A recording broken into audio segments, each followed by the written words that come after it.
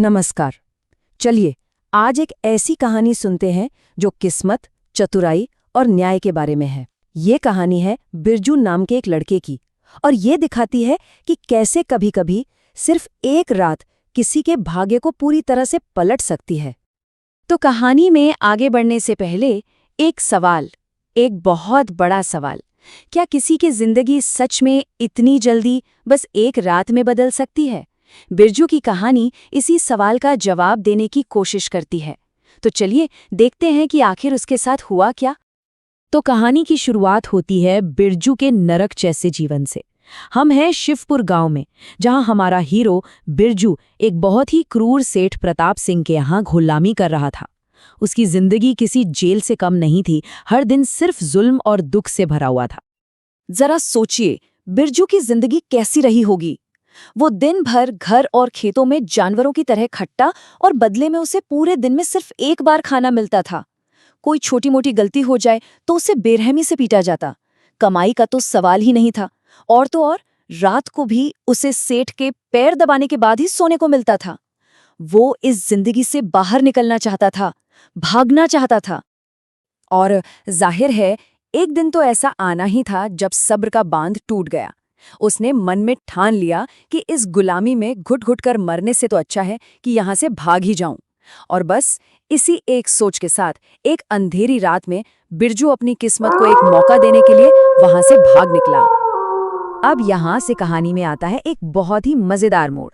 2 दिन और 2 रात लगातार चलने के बाद भूखा प्यासा बिरजू कनकपुर नाम के एक गांव में पहुंचा। वहां उसकी नजर एक बारात पर पड़ी और उसे लगा कि चलो शायद कुछ खाने को मिल जाएगा। लेकिन उसे इस बात का जरा भी अंदाजा नहीं था कि ये बारात उसकी जिंदगी हमेशा हमेशा के लिए बदलने वाली है। जैसे ही बिरजू उस बारात में घुसता है, वो क्या देखता है? दूल्हा जमीन पर बेहोश पड़ा है। असल में उसे मिर्गी का दौरा पड़ गया था, और ये एक ऐसी सच्चाई थी जिसे दूल्हे के परिवार ने लड़की वालों से छिपा कर रखा था। अब तो पूरे परिवार की इज्जत दांव पर लग गई थी। और तभी उस अफरा तफरी के बीच दूल्हे के पिता की नजर पड़ती है बिरजू पर। उसने बिरजू के भोले चेहरे को देखकर एक ऐसा प्रस्ताव रखा जिस पर यकीन करना ही मुश्किल था। उसने कहा, देखो लड़के, तुम बस कुछ देर के लिए दूल्हा बनकर फेरे ले लो और इसके बदले में तुम्हें पूरी 50 सोने की मोहरें मिलेंगी। अब सोचिए, एक भूखे और बेसहारा बिरजू के लिए ये प्रस्ताव किसी चमत्कार से कम नहीं था। उसने फौरन हाँ कर दी। शादी की रस्में चल रही थीं, लेकिन बिरजू तो 2 दिन से भूखा था। उससे रहा नहीं गया। जब वो अपनी नई नवेली दुल्हन लता के साथ पूजा के लिए कमरे में अकेला था, तो उसने पूजा के लिए रखी मिठाई ही उठा के खा ली। ये बहुत छोटी सी बात लगती है ना? लेकिन यही छोटी सी बात बाद में इस पूरे धोखे का पर्दाफाश करने वाली थी। खैर, बिरजू तो अपनी 50 मोहरें लेकर वहां से चला गया।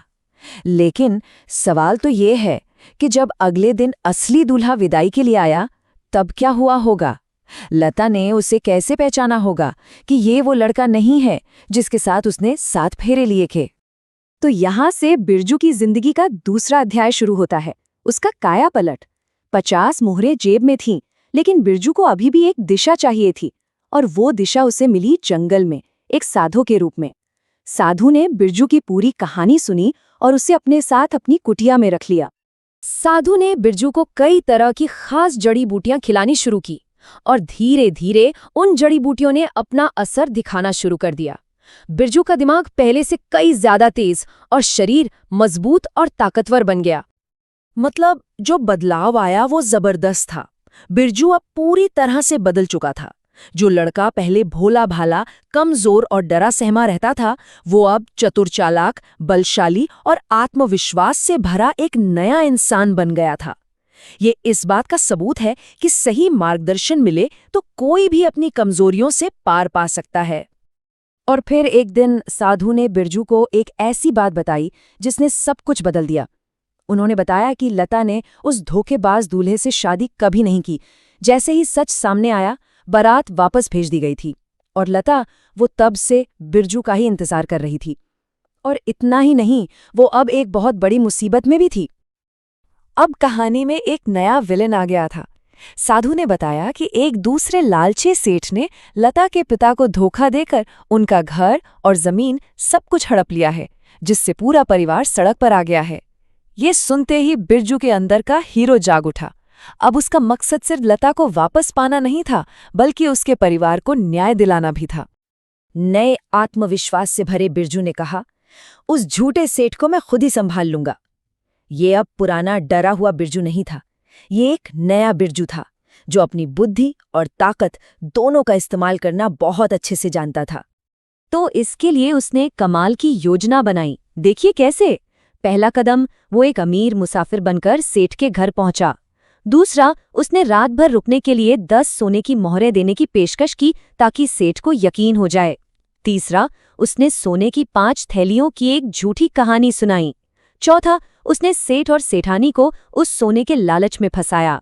और पांचवां, जैसे ही वो घर खाली करके जाएंगे, वो उनकी तिजोरी लूट लेगा। तो अब योजना को हकीकत में बदलने का वक्त आ गया था।